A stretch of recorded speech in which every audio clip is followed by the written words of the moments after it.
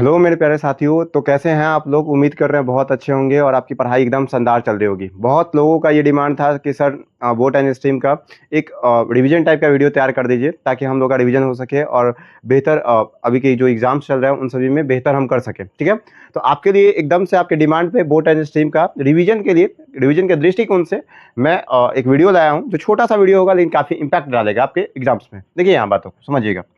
यहाँ पे क्या है कि नाव एवं धारा बोट एंड स्ट्रीम चैप्टर का नाम है आपका, ये बात आपको पता है क्योंकि आप ही का डिमांड है। नेक्स्ट आ जाइएगा।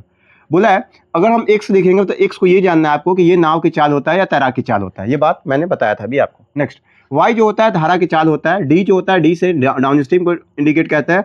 धारा के अनुकूल जब गति करता है तो उसको हम डाउन स्ट्रीम कहते हैं। अप स्ट्रीम उसको कहता है जो धारा के प्रतिकूल गति करता है, उसको अप स्ट्रीम कहता है। देखिए अब सर अनुकूल, धारा के अनुकूल और धारा के प्रतिकूल क्या होता है? धारा के अनुकूल कहने का मतलब है कि धारा की गति में ये नाव जाता है, धारा की गति के साथ, मतलब कि जिधर पानी जा रहा है उधर ही नाव जाना स्टार्ट हो जाता है, तो वो कहलाता है अनुकूल। लेकिन प्रतिकूल क्या कहलाता है कि धारा इधर जा रहा है लेकिन नाव इधर जा रहा है, उल्टा जा रहा है, तो उसको क्या कहते हैं? प्रतिकूल। मेरे भाई बात समझिएगा, जहां जहां आपके पास विपरीत परिस्थिति आई, यानी कि प्रतिकूल परिस्थिति आई, इसका मतलब क्या है कि आपको घटाया है, घटाया है। तो डाउन स्ट्रीम ध्यान से सुनिएगा, वो जुड़ेगा और अप स्ट्रीम घटाएगा, इस बात को ध्यान रखिएगा। ये बात आपको समझ में आ रही होगी। अब यहाँ पे देखिए क्या है, बोला है कि अगर हम नाव की चाल x मानते हैं और धारा की चाल y मानते हैं तो सर डाउन स्ट्रीम का जो स्पीड हो जाता है वो x प्लस वाई हो जाता है, मतलब दोनों स्पीड आपस में जुड़ जाता है। ठीक है, अब आगे देखिएगा। बोला है कि अगर नाव की चाल x मानते हैं और धारा की चाल y मानते हैं तो हम क्या करेंगे? अप स्ट्रीम जो मेरा स्पीड हो जाता है वो x माइनस वाई हो जाता है। ये बात को ध्यान रखिएगा, याद कर लीजिएगा। ठीक है, अब देखिए यहाँ पे नीचे क्या लिखा है कि जब d और u दिया रहे एवं x और y पूछे तो डायरेक्ट फॉर्मूला होता है कि x बराबर d plus u by two, y बराबर d minus u by two. इसका मतलब क्या है? मतलब डायरेक्ट डाउन स्ट्रीम का, सॉरी क्या है, डाउन स्ट्रीम ही है ना, हाँ ठीक है, डाउन स्ट्रीम का स्पीड दिया रहा है और अप स्ट्रीम का स्पीड दिया रहा है, अर्थात धारा के अनुकूल गति दिया रहा है और धारा के प्रतिकूल डायरेक्ट गति दिया रहा है, तो हम डायरेक्ट नाव की चाल या तैराक की चाल निकाल सकते हैं या फिर धारा की चाल ज्ञात कर सकते हैं। अब बोलिएगा कि सर नाव की चाल या तैराक की चाल आप क्या कहना चाहते हैं? देखिए जहां पे नाव होगा वहां पे तैराक नहीं होगा, जहां पे तैराक होगा वहां पे नाव नहीं होगा, इस बात को ध्यान रखिएगा। इसलिए हम यहाँ पे बोले हैं सीधे कि नाव की चाल या तैराक की चाल हम सीधे एक्स मान लें। क्या ये बात आपको समझ में आ रहा है? चलिए मैं आगे चलता हूँ। ठीक है, अब जैसे ही हम आगे बढ़ेंगे तो यहाँ पे कुछ एग्जांपल्स है, इस एग्जांपल्स को सीखिए तब भी जाके देखिए कीवर्ड कंसेप्ट बताने से कुछ नहीं होता है। एग्जांपल भी जब आप सीखेंगे तो आपका कॉन्फिडेंस हाई होगा। देखिए यहाँ पे क्या है, हम मान लिए कि स्पीड जो है किलोमीटर प्रति घंटा में। ठीक है, तो ये बोला है एग्जांपल में कि एक्स का चाल x किलोमीटर प्रति घंटा है और y 2 किलोमीटर प्रति घंटा है। एक्स मतलब क्या है कि नाव की चाल 5 किलोमीटर प्रति घंटा दे दिया है और धारा की चाल 2 किलोमीटर प्रति घंटा दे दिया है। तो आपसे पूछा है कि बताइए डाउन स्ट्रीम स्पीड का कितना हो जाएगा, यानी कि धारा के साथ या धारा के अनुकूल गति कितना होगा। तो क्या करते हैं मेरे भाई, d बराबर निकालता है x प्लस वाई। तो x का मान कितना था 5 और y का मान कितना था 2, अर्थात 5 प्लस 2 जोड़ देंगे तो मेरा आंसर 7 आ जाएगा। अगर मेरा क्वेश्चन ये पूछता तो डायरेक्ट बता देते हैं, ऐसा क्वेश्चन पूछ भी रहा आजकल। ठीक है, नेक्स्ट अगर हमसे पूछता है कि अप स्ट्रीम स्पीड बताइए, तो अप स्ट्रीम स्पीड जब हम लिखेंगे तो क्या हो जाएगा, x माइनस वाई निकालेंगे तो x का मान सर 5 है, y का मान 2 हो जाएगा, अर्थात आंसर कितना हो जाएगा 3। कोई दिक्कत है क्या? इसका आंसर आप खुद से निकाल दीजिएगा और कमेंट बॉक्स में बताइएगा कि इसका आंसर कितना हो जाएगा। ठीक है, अब मैं आगे बढ़ता हूँ।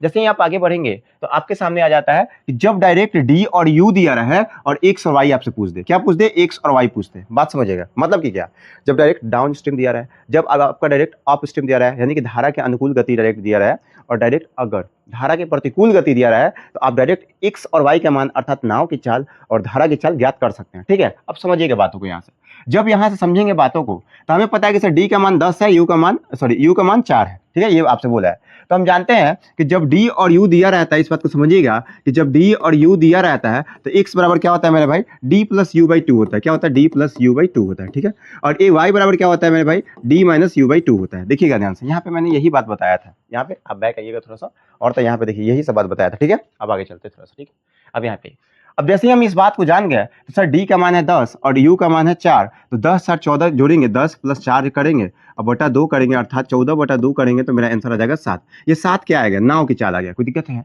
अब देखिए धारा की चाल हम कैसे निकालेंगे, क्या करेंगे, d minus u by to.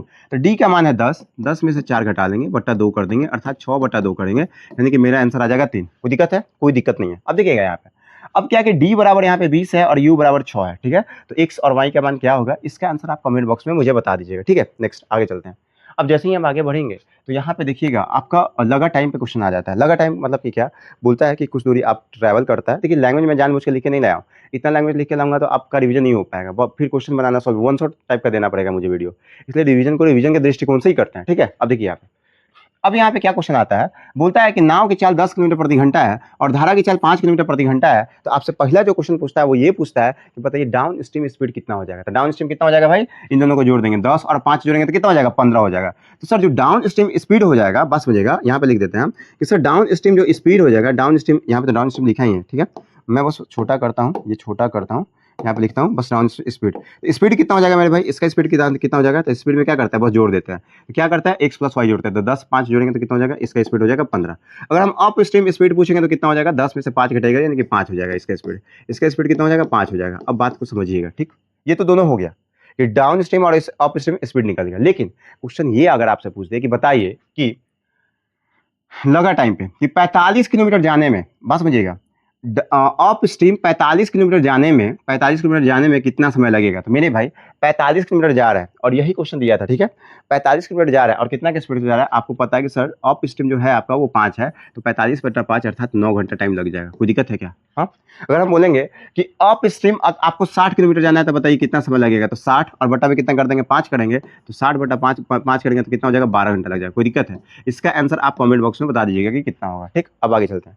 अगर हम डाउन स्ट्रीम का बात करें तो डाउन स्ट्रीम ऐसे भी बोल सकता है कि कोई नाव जो है डाउन स्ट्रीम जा रहा है वो 15 किलोमीटर प्रति घंटा से जा रहा है, या फिर एक तरीका ये भी बोल सकता है, ये लैंग्वेज ना देगा तो ये लैंग्वेज देगा कि एक नाव है जिसका चाल 10 किलोमीटर प्रति घंटा है और धारा की चाल 5 किलोमीटर प्रति घंटा है। तो आप बताइए कि वो अगर 45 किलोमीटर जाएगा तो कितना घंटा लगाएगा। ठीक है, तो 45 अब बटा कितना कर देंगे, 15, अर्थात हो जाएगा 3 घंटा। कोई दिक्कत है क्या? अब देखिएगा यहाँ बातों को। अब अगर बोलेगा कि 60 किलोमीटर जाएगा, डाउन स्ट्रीम जाएगा तो कितना घंटा लगाएगा, तो 60 और बटा में कितना कर देंगे मेरे भाई, 60 और बटा में कितना करेंगे, ये 15 स्पीड है तो 60 बटा 15 करेंगे, अर्थात 4 घंटा लग जाएगा। कोई दिक्कत है क्या? और यहाँ पे बताइएगा कितना घंटा लगेगा, इसका आंसर कमेंट बॉक्स में कि 135 किलोमीटर डाउन स्ट्रीम जाएगा तो इसको कितना घंटा लग जाएगा। अब बात को समझिएगा मेरा। अब एक क्वेश्चन ये भी आता है कि आप बताइए कि 45 किलोमीटर डाउन स्ट्रीम गया और 45 किलोमीटर अप स्ट्रीम आया, बस समझिएगा, तो कितना समय लगेगा मेरे भाई। तो दोनों का टाइम जोड़ देता है, कितना, डाउन स्ट्रीम में गया हुआ समय और अप स्ट्रीम में आया हुआ समय, जब दोनों को जोड़ देंगे तो क्या होता है, आने और जाने वाले समय निकल जाता है। देखिए आने और जाने में लगा टाइम, बोथ का टाइम जो होता है वो दोनों का टाइम जोड़ दिया जाता है। तो देखिए जब हम जोड़ेंगे तो यहाँ पे आते हैं बैक, ठीक है, यही है ना जी। तो देखिए 9 और 3 जोड़ेंगे तो कितना हो जाएगा, 12। इसका कितना हो जाएगा जी, 12 और 4 16 घंटा लग जाएगा। कोई दिक्कत है? इसका आंसर आप कमेंट बॉक्स में बता दीजिएगा मेरे भाई। ठीक है, चलिए, तो मैं आज के लिए इतना ही रखता हूँ। ये जो भी बात बताया हूँ मैंने, जो भी बात मैंने बताया आपको, ये बहुत इंपॉर्टेंट था और बहुत कारगर है आपके लिए। ठीक है, तो ये वीडियो बहुत सारे लोगों के पास शेयर करिए, ये क्वेश्चंस बहुत ज़्यादा आ रहा है, तो मैं आपसे इतना ही बस चाहता हूँ कि ये वीडियो को जितना हो सके शेयर करिए। और जो भी टॉपिक आपका कमजोर है कमेंट बॉक्स में लिखिए कि सर ये मेरा टॉपिक कमजोर है, ये टॉपिक से क्वेश्चन करवा दीजिए, मैं टॉपिक से क्वेश्चन करवा दूंगा। ठीक है, अगर आपको रिवीजन भी चाहिए तो आप मुझे बता दीजिएगा कि रिवीजन टाइप का चाहिए, मैं रिवीजन करवा दूंगा। ठीक है, तो आज के लिए इतना ही, थैंक यू।